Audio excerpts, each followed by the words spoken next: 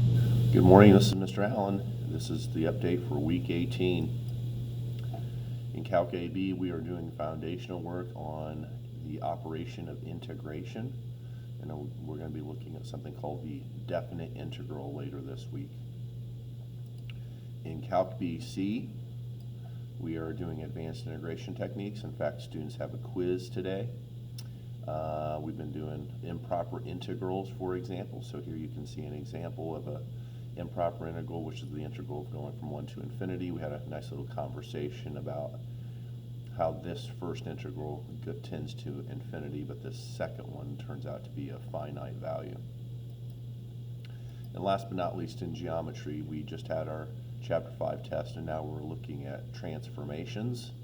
So rotations, reflections, and translations is what we'll be focusing on this week. So final thoughts here. We're approaching the end of the semester. Next week is the last week of the semester. So final exams will be next week, so that's something for students to be thinking about. No big surprise.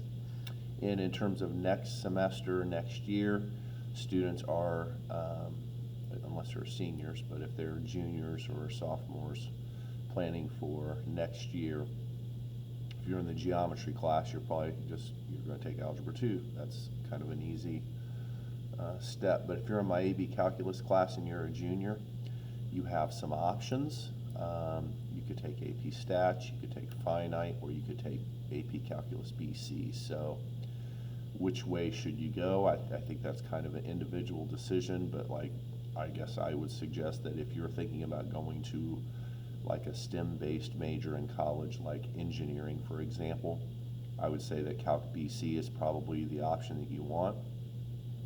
If you've got Calc AB under your belt and now you're going into, let's say, I don't know, a non-STEM field, well then Finite or AP Statistics could be a good option for you.